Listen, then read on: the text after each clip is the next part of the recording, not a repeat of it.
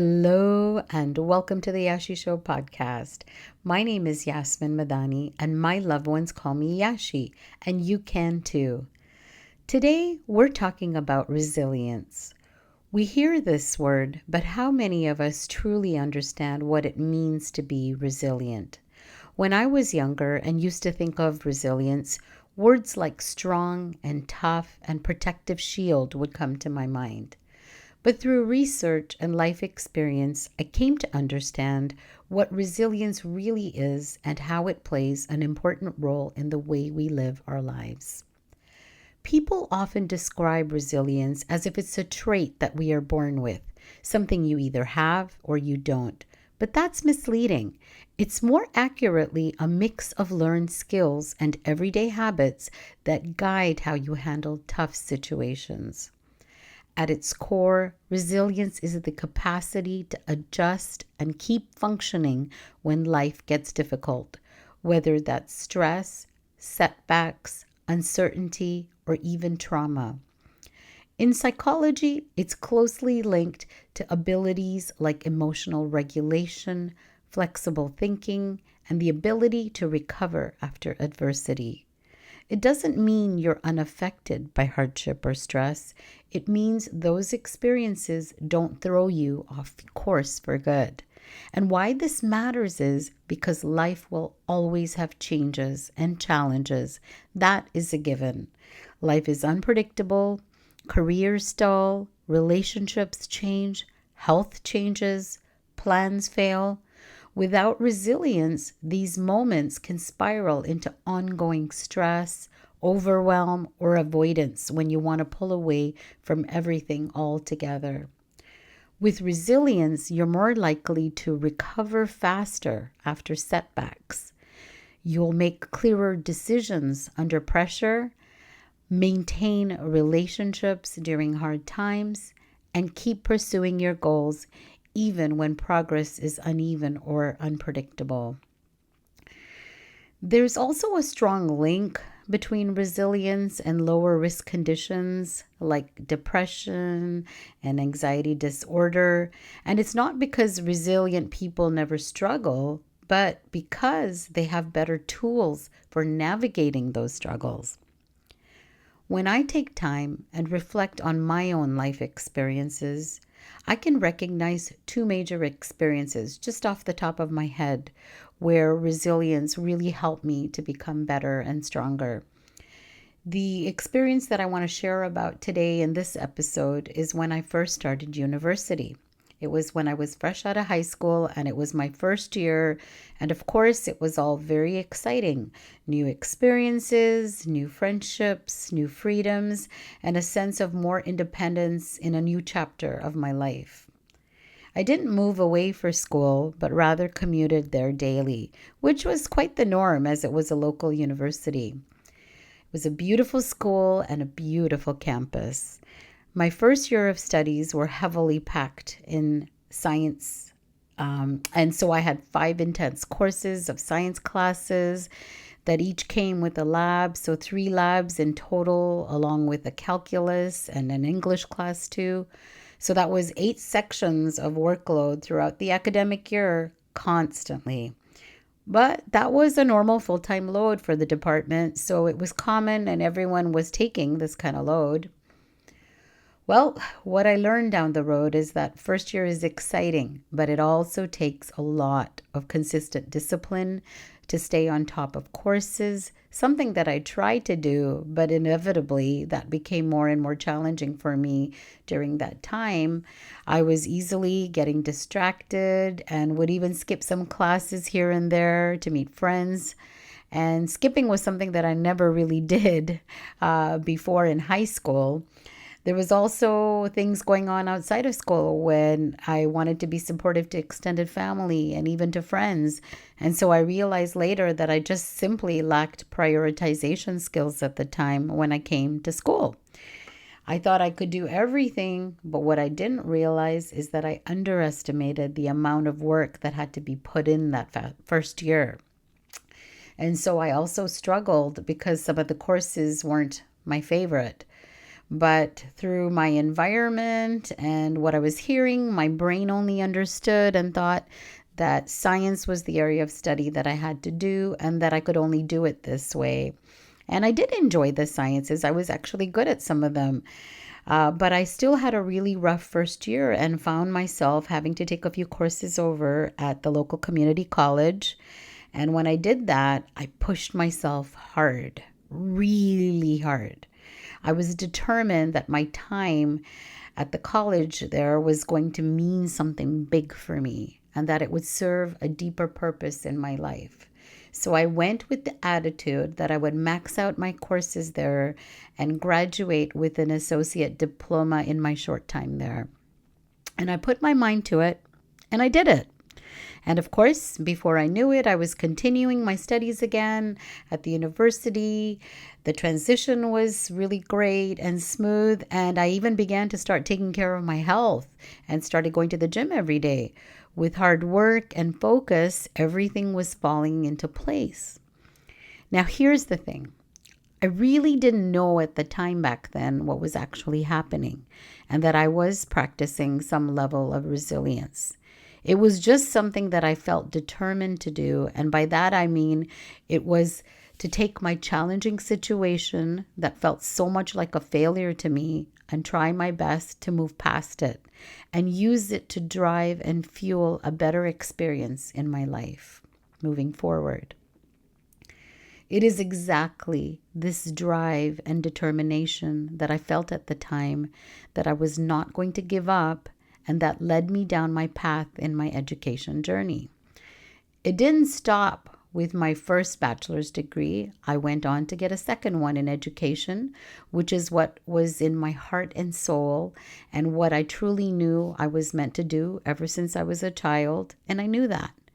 Deep down, I had this knowing, and I knew this was my special gift that I had been blessed with.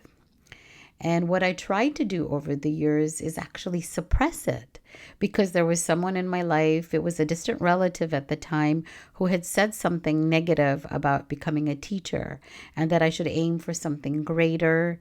And hearing that really impacted me. It stuck with me and impacted me in a way that I kind of closed off that part of myself and felt like I had to become something else that was more appealing or more valued. And taking that with me in my first year also made it very confusing because I was kind of lacking that direction because now I was not on the track I would have been had I known what I really wanted to do and followed it with my heart.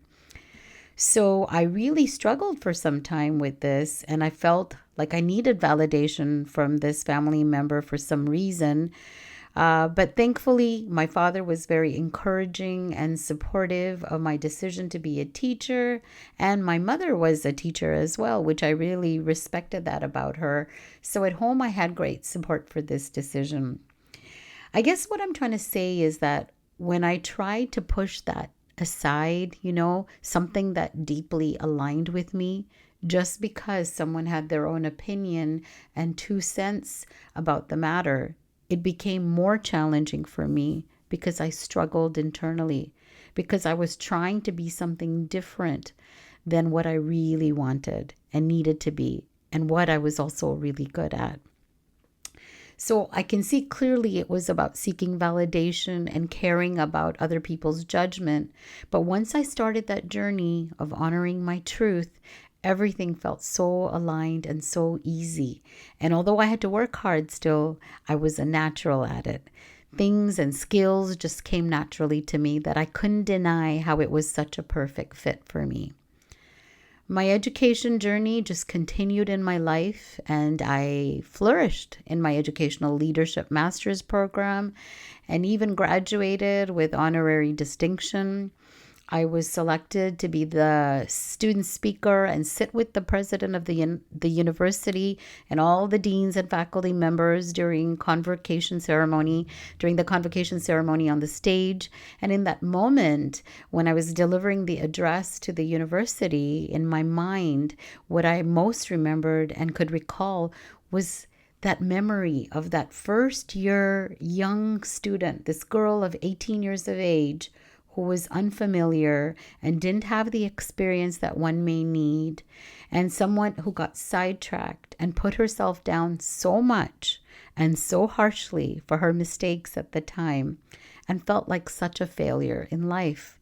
I carried that shame of being so irresponsible with my learning for so many years. Yet, ironically, while I was standing on that stage delivering the address when I was graduated with my master's degree, it was the learning experience that was the most valuable. So this is what's ironic, is that it was that learning experience of me not meeting the expectations itself in my first year and finding my way back to my goals and my truth. And that is what turned out to be the most valuable learning for me, that experience. And see, this is where resilience really played a key role. Because resilience, it doesn't remove challenges, it changes how you respond to them. Instead of me thinking this setback means I'm failing, I had to start thinking this is hard, but I can figure it out. And even though this is what was happening to me organically back at the time in my own life during my first year of university and after, I just didn't understand that it was resilience that was helping me overall. At the time, it felt like a failure, but that experience forced me to change how I approach things moving forward. Instead of staying stuck in that feeling, I became more focused and disciplined. I took my studies seriously, pushed myself, and made the most of that second chance. When I was back at the university, I was more prepared and more confident. I even started taking better care of myself and built healthier habits. What changed wasn't the difficulty, but it was my mindset. I stopped seeing the setback as proof that I couldn't succeed and started seeing it as something I could work through. I also realized that I had been trying to follow a path that didn't truly fit me. I had pushed aside my passion for teaching because of someone else's opinion. But when I finally chose to follow that path, everything felt more natural and aligned, and I did well. I continued my education and eventually completed a master's degree with distinction. And not even too many years before, just a few years before, in fact, I went back to school and went to another university and picked up an endorsement for special education. So the learning just keeps continuing and I'm more confident with it. Looking back, that difficult first year wasn't the end of my success. It was actually the turning point of it. So resilience showed up in my ability to move forward, learn from the experience, and keep going. The challenges didn't disappear, but they no longer defined me. Instead of staying stuck in failure, I used it to grow. So let's work on this together now and ask ourselves, how does resilience improve quality of life? It doesn't take challenges away. It changes how you deal with them. Instead of seeing a setback as proof that you're failing, you begin to see it as something difficult, but manageable, something you can work through. That switch in perspective influences many parts of your life. It can lead to better mental health with less overthinking and more emotional balance. At work, it helps you to stay persistent and adapt when things don't go as planned. In relationships, it supports healthier ways of handling conflict. And over time, it builds a more stable, grounded sense of confidence in yourself. In practice, resilient people don't necessarily face fewer problems. They just spend less time feeling stuck in them. So how can we build resilience? And I mean realistically. Well, you don't build resilience by being tougher. You build it by changing how you think, act, and recover. First, you want to strengthen your thinking patterns and try to focus on how your thoughts, feelings, and behaviors are connected and how changing one of those can influence the others. Notice your automatic negative thoughts. Question whether they're actually accurate. And then replace the all or nothing thinking with more balanced views. For example, instead of thinking, I messed this up, so I'm a failure, try to move your thinking towards something more balanced, like, I made a mistake, but I can learn from it. You're not trying to be blindly positive, just more accurate. Secondly, you can work on improving your emotional regulation. And stress isn't the problem, but getting overwhelmed by stress is the problem. And I can personally attest to this, as I'm sure many of us can. Skills that can help are naming what you're feeling. So being able to notice and say, I'm frustrated, not just that this sucks, and oftentimes we want to say that, but being able to recognize that you're actually frustrated and focusing on that is going to be more helpful. And then to take a pause before reacting. And this is such a critical step. I've often missed this step so many times, and then my reactions tend to escalate. So taking that pause before reacting is a very key step. And then once you take that pause, you can use some simple grounding techniques, such as deep breathing, or you can intentionally direct your attention to what you can experience through your senses. What you can see, hear, feel, smell, or taste that's keeping you in the present moment. The goal is to shift your attention away from your racing thoughts, the stress or anxiety, and bring it back to what's happening right now in your body and the environment. And so, for example, instead of getting caught up in overthinking, you might notice the feeling of your feet on the ground to bring you back into real time. You might pay attention to the sounds around you. Focus on your breathing or the sensation of air moving in and out. And observe details in your surroundings like colors or textures. Sensory focus is often used in approaches like mindfulness and grounding techniques because it can help calm your nervous system, reduce anxiety, and also improve concentration. It doesn't get rid of the problems, but it does create a pause, and that helps because it gives you a bit more control about how you respond instead of just reacting automatically. The next piece is to work on building a tolerance for discomfort. So avoidance might feel good in the moment, but over time, avoidance actually weakens your resilience. When you constantly escape discomfort, even small challenges can feel overwhelming. Instead, start facing it in small, manageable ways. Do slightly difficult things on a regular basis and allow yourself to sit with the discomfort rather than immediately avoiding it.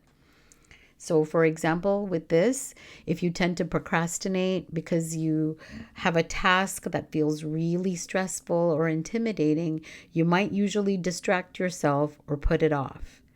Building tolerance would mean starting the task anyway. And even if it's just for 10 or 15 minutes and you're noticing the discomfort without trying to escape it, you might feel some resistance and frustration or self-doubt, but instead of avoiding it, you are going to stick with it and keep going. And over time, this helps you to realize that the discomfort isn't something that you have to run from. It's something that you can handle. So let yourself feel discomfort without immediately escaping it. It's also important to create some stable supports, and that's because resilience is not purely individual. In my example, I mentioned that like having that support from my parents about my decision to become a teacher and to follow that path, that really helped me. So creating stable supports is helpful because strong connections with friends, family, mentors, they act as buffers during stress. Even one reliable relationship can significantly improve resilience. And then remember to take care of the basics because they matter more than people think. So that includes things like sleep, nutrition, and physical activity. They are not side issues. Chronic exhaustion makes resilience almost impossible. And I know this because I've been known to give up sleep and food to do work. And essentially, I see myself get so run down. And others around me who know me really well and who care about me, they end up worrying about me because of the so-called work. And I'm in overdrive, and it comes at the cost of my health and well-being. So I have to try to still remind myself to be more mindful, even nowadays, after having learned the hard way over the years. That sleep, nutrition, physical activity, these are all important things, and you can't take it for granted. Next, you have to focus on developing a sense of meaning. People tend to handle challenges better when they feel there's a purpose behind what they're going through, whether that's personal growth, responsibility, staying true to their values, or contributing to something bigger than themselves. Without that sense of meaning, difficulties can feel pointless and much harder to endure.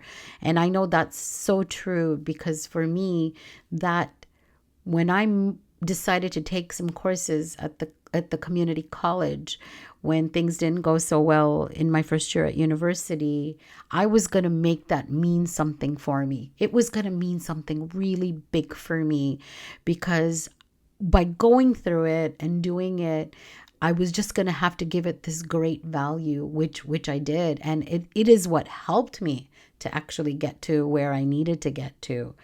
And so when you connect your struggles to a deeper reason, it changes how you experience them. The situation may still be hard, but it no longer feels empty or wasted.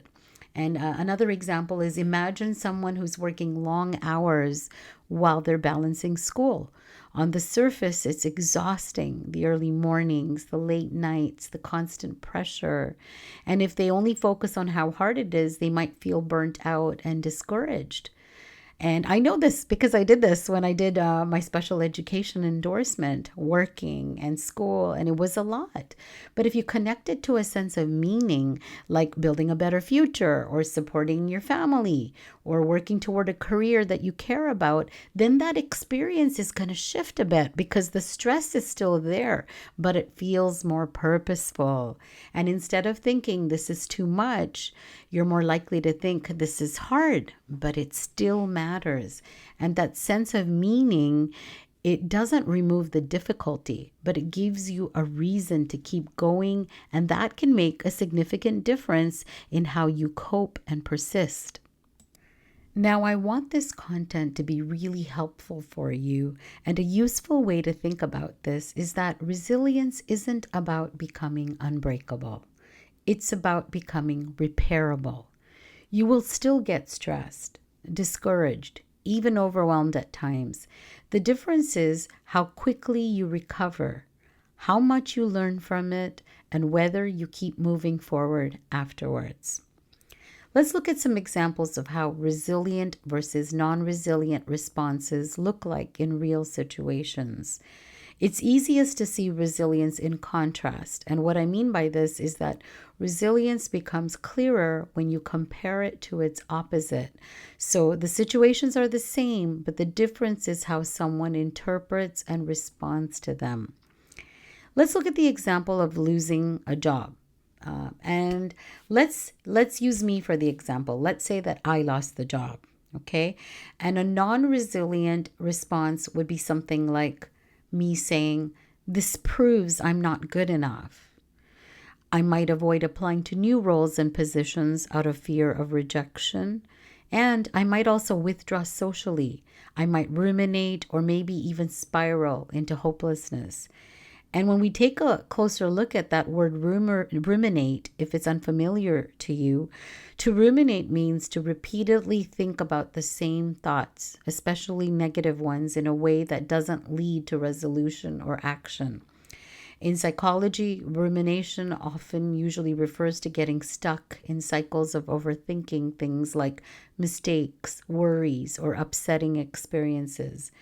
For example, someone might keep replaying a conversation in their head and thinking, "Why did I say that? I sounded so stupid," over and over without moving toward any new understanding or solution. It's just being hard on oneself. And so rumination is different from problem solving because it tends to keep you stuck in the same thoughts rather than helping you to move forward.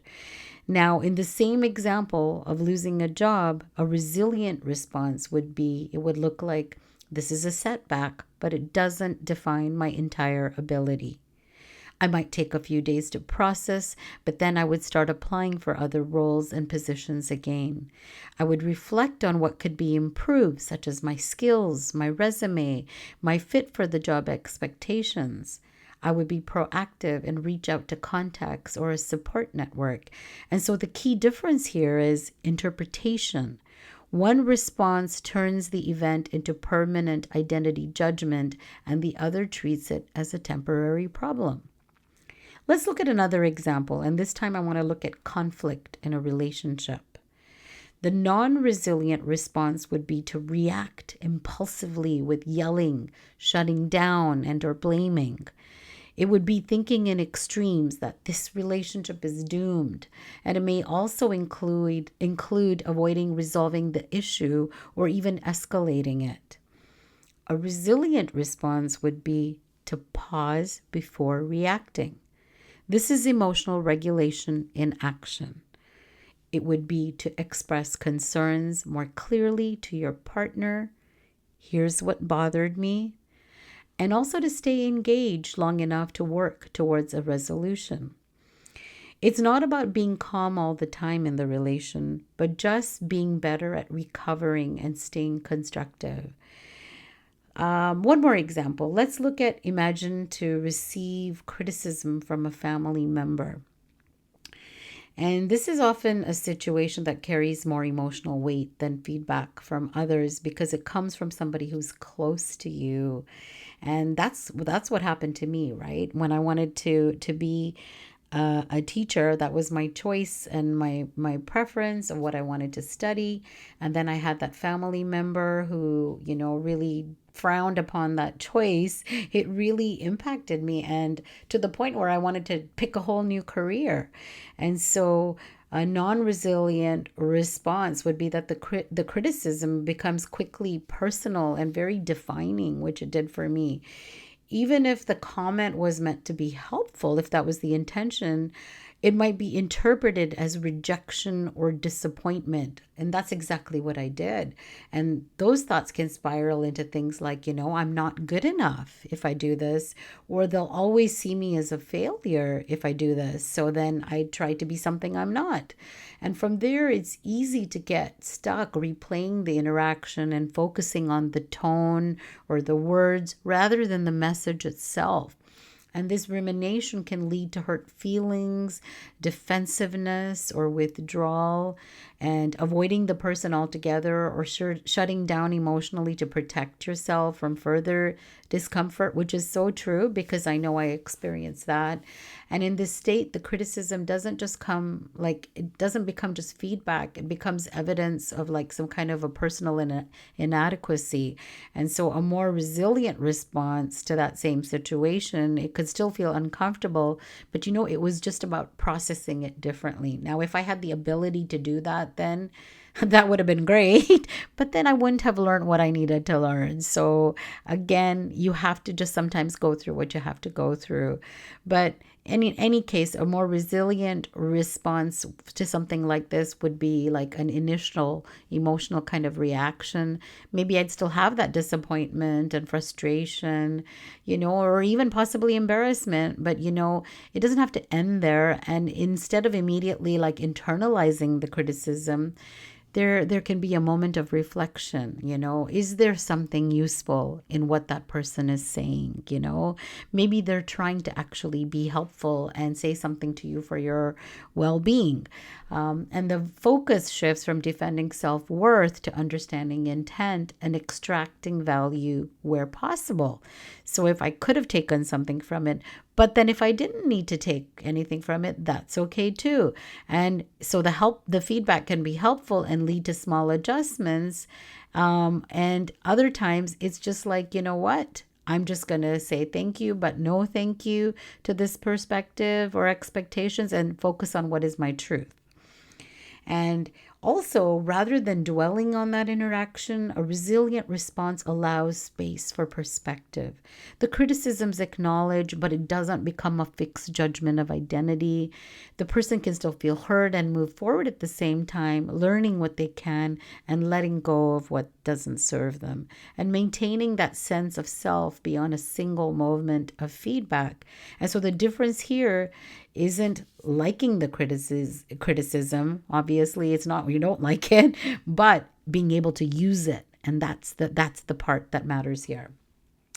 I do want to do one more example. So let's do this one because I think a lot of people can relate to this. I wanted to pick an example, and I'm going to choose social rejection here because that's something like, not being invited somewhere or being left out of a group or a group chat or just feeling ignored. And that can be very painful for people because it can trigger strong emotions such as hurt, embarrassment, and self doubt because it touches on the basic need to feel included and accepted, which everyone wants.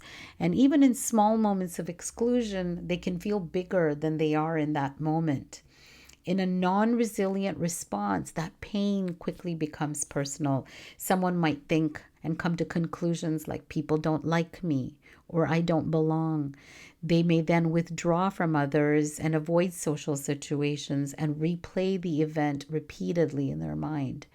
For example, if friends go out without inviting them, they might spend their night overthinking it, checking social media perhaps, and assuming they were intentionally excluded. This kind of rumination and withdrawal often makes the feeling of rejection even stronger and longer lasting. In a resilient response, the person still feels hurt, but they don't immediately turn it into a judgment about themselves.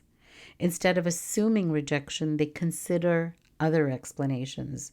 Maybe it was a small or spontaneous plan or not something personal. For example, if they weren't invited to hang out, they might feel disappointed, but they don't take it personally and pull away or change how they see all their friendships. They still stay open, they continue engaging with others, and they look for future opportunities to connect. The key difference is that the social rejection still hurts either way, but resilience prevents that moment from becoming a fixed story about not being valued or included. With all these examples that we've covered today, and we've covered so many, and I'm sure there's so many more examples in your own life, there's a pattern that you'll notice, okay? And that pattern is that resilient responses, they consistently involve more accurate thinking. So it's not overly negative or extreme. The resilient responses consistently involve better emotional regulation. So feeling things without being ruled by them. And resilient responses consistently involve continued action, even if it's small. When you look at the non resilient responses, they tend to involve overgeneralizing, thinking of things like always, never, everything. There's a lot of avoidance or impulsive reactions, and it turns events into identity like this means that I'm a failure. One really important nuance is that resilience doesn't mean that positive responses are going to happen instantly. That's not going to happen right away, because a resilient path often looks like initial emotional reaction. So you'll still have that frustration, the anger, or the sadness. But then there's a need for a pause or some kind of a reset. And then there's a more constructive second response. And so that middle step, which is about interrupting the spiral that goes downward, this is where most of the skill of resilience lives. And so remember, resilience isn't about avoiding difficulty or pretending that things don't hurt. It's about what you do after that moment hits. It's the space between what happens to you and how you choose to respond. Remember, life is going to include setbacks, disappointment, rejection, and uncertainty. That's not something you can control. But what you can is to build the ability to stay steady inside those moments, to not let a single experience define your entire sense of self, and to keep moving even when things feel heavy. Resilience shows up in small but powerful ways. It's pausing before jumping to the worst conclusion. It's staying engaged instead of withdrawing. It's being willing to feel discomfort without letting it take over. And it's finding meaning in what you go through, even when it doesn't go the way you expected. Over time, these responses add up. They don't make life perfect or painless, but they make it more manageable, more grounded, and more hopeful. You start to realize that setbacks don't define you, your response to them does. And so, if there's one thing to take forward, it's this: you don't need to be unbreakable. You just need to be able to recover, to learn, and to keep going. That's what resilience really is. Not the absence of struggle, but the ability to go through it. And I'm sorry, I'm going to say that one more time. And that's what resilience is. Not the absence of struggle, but the ability to grow through it. Because struggle, as we know, is the meaning of life. So how are we going to grow through it? That's the question I leave with each of you today. I want to thank all the listeners for joining me here today for this episode. I'm super proud of each and every one of you for taking the time to learn about yourself. Feel free to go to my website at theyashishow.com to sign up for my newsletter there. I'm still working on trying to figure out this piece so I can be sure to get something out your way. So I thank you for your patience, and I hope to be able to launch a newsletter really soon in coming weeks. In the meantime, sign up so you're all set to receive it. Remember, my name is Yashi, and I believe in you. Hope you'll join me again next week on The Yashi Show. Until then, be kind to others and also remember to be kind to yourself.